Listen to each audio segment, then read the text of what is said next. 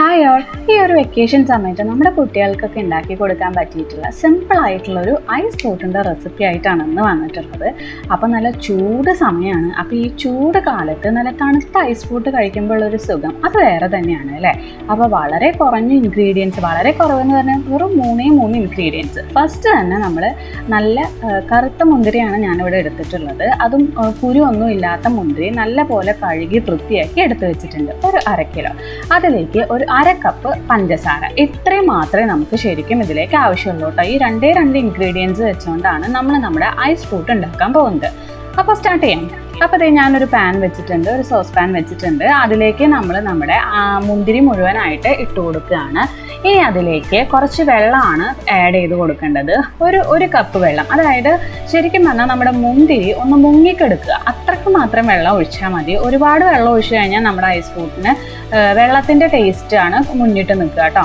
അപ്പോൾ അത് മുങ്ങിക്കെടുക്കുന്ന രീതിയിൽ മാത്രം വെള്ളം വെക്കുക. ഇനി നമുക്ക് ഫ്ലെയിം ഓൺ ചെയ്യാം. ഇനി ഒരു മീഡിയം ടു ഹൈ ഫ്ലെയിമിൽ, ഒരുപാട് കൂടുതലും വേണ്ട ഒരുപാട് കുറവും വേണ്ട, മീഡിയം ടു ഹൈ ഫ്ലെയിമിൽ നല്ല പോലെ ഒന്ന് തിളപ്പിച്ചെടുക്കുകയാണ് വേണ്ടത്. ഇപ്പോൾ കണ്ടോ, നല്ല പോലെ ഒന്ന് വെട്ടി തിളച്ച് വരുന്നുണ്ട് കേട്ടോ നമ്മുടെ മുന്തിരിയൊക്കെ. അപ്പോൾ ഞാൻ ജസ്റ്റ് ഒന്ന് ഇളക്കി കൊടുക്കുന്നുണ്ട്, അടിഭാഗവും മുകൾ ഭാഗവും ഒക്കെ ഒന്ന് മിക്സ് ആയി കിട്ടാൻ, അല്ലെങ്കിൽ മുകളിലേക്ക് എടുക്കുന്ന മുന്തിരി കുക്കായില്ലെങ്കിലോ എന്ന് വിചാരിച്ചിട്ട് കേട്ടോ. അപ്പോൾ ഇത് ജസ്റ്റ് ഒന്ന് ഇളക്കി കൊടുത്ത് ഒന്നും കൂടി നല്ല പോലെ ഒന്ന് തിളച്ച് കിട്ടണം. അപ്പോൾ അതേ നല്ല പോലെ തിളച്ച് സെറ്റായി വന്നിട്ടുണ്ട്. ഈ ഒരു സമയത്ത് നമുക്ക് എന്ത് ചെയ്യാം, ഫ്ലെയിം ഓഫ് ചെയ്യാം. അപ്പോൾ അതേ നല്ല പോലെ തിളച്ചതുകൊണ്ട് ഞാൻ എന്ത് ചെയ്യാണ്, ഫ്ലെയിം ഓഫ് ചെയ്യാണ് ചെയ്യുന്നത് കേട്ടോ. അപ്പോൾ അതേ ഫ്ലെയിമൊക്കെ ഓഫ് ചെയ്തു. ഇനി നമുക്ക് അതിൽ നിന്ന് നമ്മൾ ആ മുന്തിരി സെപ്പറേറ്റ് ചെയ്യാണ് ചെയ്യുന്നത്. അതിൽ ആ വെള്ളം അങ്ങനെ തന്നെ വെച്ചിട്ട് അതിൽ നിന്ന് നമ്മൾ നമ്മുടെ മുന്തിരിയെല്ലാം കോരിയെടുക്കുകയാണ് ചെയ്യുന്നത്. കോരിയെടുത്ത് ഞാൻ ഇതേ മറ്റൊരു പാത്രത്തിലേക്ക് മാറ്റി കൊടുക്കുന്നുണ്ട് കേട്ടോ. അപ്പോൾ മുഴുവൻ മുന്തിരിയും ഇതേപോലെ തന്നെ നമ്മൾ ആ വെള്ളത്തിൽ നിന്ന് സെപ്പറേറ്റ് ചെയ്തെടുക്കുകയാണ് ചെയ്യുന്നത്. അതിനുശേഷം നമുക്ക് ചെയ്യേണ്ട ഒരു പരിപാടി എന്താണെന്ന് വെച്ചാൽ, ആ മുന്തിരിയുടെ തൊലിയൊക്കെ ഒന്ന് കളഞ്ഞ് ഒന്ന് കട്ട് ചെയ്തെടുക്കണം. അപ്പോൾ മുന്തിരിയുടെ തൊലി ഈ ഒരു സ്റ്റേജിൽ കളയാന്ന് പറയുന്നത് കുറച്ച് ബുദ്ധിമുട്ടാണ്. അപ്പോൾ തൊലി കളഞ്ഞില്ലെങ്കിലും കുഴപ്പമൊന്നുമില്ല, ജസ്റ്റ് ഒന്ന് കട്ട് ചെയ്ത് കുട്ടി കുട്ടി പീസസ് ആക്കി ഇട്ടാലും മതി കേട്ടോ. അപ്പോൾ കളയുകയാണെങ്കിൽ കുറച്ചും കൂടി നല്ലതായിരിക്കും, കളഞ്ഞില്ലെങ്കിലും കുഴപ്പമൊന്നുമില്ല. അപ്പം ഞാൻ കുറേയൊക്കെ കളഞ്ഞു, കുറച്ചൊന്നും കളഞ്ഞില്ല, അങ്ങനെയാണ് ഞാൻ കട്ട് ചെയ്തിട്ടുള്ളത്. അപ്പോൾ അത് ഇതുപോലെ ഒന്ന് കട്ട് ചെയ്ത് വീണ്ടും അതേ സിറപ്പിലേക്ക് തന്നെ ഞാൻ ആ ഒരു കട്ട് ചെയ്ത പീസസ് ഇട്ട് കൊടുക്കുകയാണ്. അപ്പോൾ വീണ്ടും അതേ സിറപ്പിലേക്ക് അത് ഇട്ട് കൊടുത്തതിന് ശേഷം നമ്മുടെ രണ്ടാമത്തെ ഇൻഗ്രീഡിയൻ്റ് ആയ പഞ്ചസാര അതിലേക്ക് മുഴുവനായിട്ട് തന്നെ ഇട്ട് കൊടുക്കുകയാണ് ചെയ്യുന്നത്. ഇനി ഒന്ന് മിക്സ് ചെയ്തതിന് ശേഷം നമ്മൾ നേരത്തെ ചെയ്ത പോലെ തന്നെ മീഡിയം ടു ഹൈ ഫ്ലെയിമിൽ വെച്ചിട്ട് വീണ്ടും നല്ല പോലെ ഒന്ന് തിളപ്പിച്ചെടുക്കുകയാണ് വേണ്ടത്. അപ്പോൾ നമുക്ക് വീണ്ടും ഫ്ലെയിം ഓൺ ചെയ്ത് നല്ല പോലെ ഒന്ന് തിളപ്പിക്കാം. അപ്പോൾ നല്ല പോലെ ഒന്ന് തിള വന്നു തുടങ്ങിയിട്ടുണ്ട്. ഇടയ്ക്കൊന്ന് മിക്സ് ചെയ്ത് കൊടുക്കുക, പഞ്ചസാര ഒന്ന് മെൽട്ടായി എല്ലായിടത്തും ഒന്ന് നല്ല പോലെ മിക്സായി കിട്ടാൻ വേണ്ടിയിട്ട് കേട്ടോ.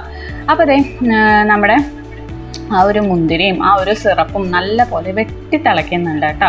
അപ്പം നല്ല പോലെ ഈ ഒരു സ്റ്റേജ് എത്തിക്കഴിഞ്ഞപ്പോൾ നല്ല പോലെ തിളച്ച് വന്നിട്ടുണ്ട്. ആ ഒരു സ്റ്റേജ് എത്തിക്കഴിഞ്ഞാൽ ഒരു 2 മിനിറ്റ് അത് അതേപോലെ തന്നെ ഒന്ന് വിടുക കേട്ടോ. ഫ്ലെയിം ഓഫ് ആക്കാണ്ട് ഒരു 2 മിനിറ്റ് അതേപോലെ തന്നെ ഒന്ന് തിളപ്പിക്കുക. 2 മിനിറ്റ് മതി, അധികം സമയമൊന്നും വേണ്ട. അത് പെട്ടെന്ന് തന്നെ ഉണ്ടാക്കാൻ പറ്റും. വളരെ കുറഞ്ഞ ഐറ്റംസ് മാത്രമേ ആവശ്യമുള്ളൂ. കുറച്ച് മുന്തിരിയും പഞ്ചസാരയും ഉണ്ടെങ്കിൽ ആർക്ക് വേണമെങ്കിലും, കുട്ടികൾക്ക് വരെ ഉണ്ടാക്കാൻ പറ്റുന്ന ഒരു സംഭവമാണ്. വളരെ കുറഞ്ഞ സമയം മാത്രമേ ആവശ്യമുള്ളൂ. പിന്നെ അത് റെഫ്രിജറേറ്ററിൽ വെച്ച് നമുക്ക് കുറച്ച് അതൊന്ന് സെറ്റ് ആവാനുള്ള ടൈം മാത്രമേ വേണ്ടൂ. കുക്ക് ചെയ്യാൻ വളരെ കുറഞ്ഞ ടൈം മാത്രമേ വേണ്ടൂ കേട്ടോ.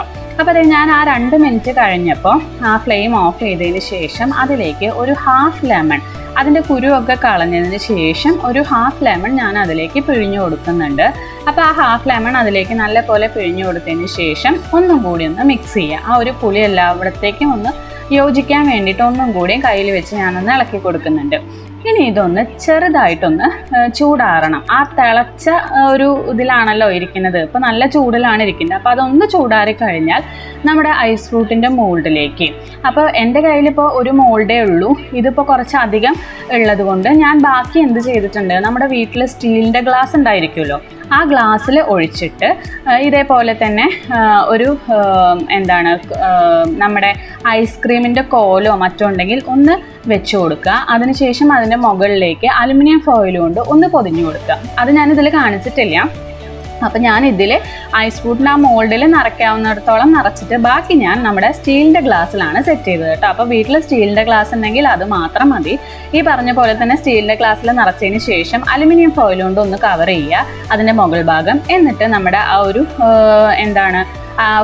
ഐസ് ഫ്രൂട്ടിൻ്റെ ആ ഒരു സ്റ്റിക്ക് കുത്തി കൊടുത്താൽ മതി. ഇനി ഇത് ഫുൾ നൈറ്റ് ഒന്ന് ഫ്രിഡ്ജിൽ വെച്ച് സെറ്റ് ചെയ്തെടുക്കുക. അത്രയേ ഉള്ളൂ പരിപാടി. അപ്പം നെക്സ്റ്റ് ഡേയിലേക്ക് നമ്മുടെ സംഭവം റെഡി ആയിട്ടുണ്ട്. ഇതിപ്പോൾ ഞാൻ കാണിച്ചിരിക്കുന്നത് നമ്മൾ ആ ഒരു ഗ്ലാസ്സിൽ വെച്ചതാണ് കേട്ടോ. അപ്പോൾ ഇത്രയേ ഉള്ളൂ, വളരെ സിമ്പിളാണ്, അടിപൊളി ടേസ്റ്റും ആണ് കേട്ടോ. അത് കഴിക്കുമ്പോൾ അതിൻ്റെ ഉള്ളിൽ നിന്ന് ആ ഒരു കുട്ടി കുട്ടി പീസസ് ഇല്ലേ നമ്മൾ കട്ട് ചെയ്തിട്ടത്, അതും കൂടി കിട്ടുമ്പോൾ അതും കൂടി ഒന്ന് കടിക്കാൻ കിട്ടുമ്പോൾ നല്ല ടേസ്റ്റാണ്.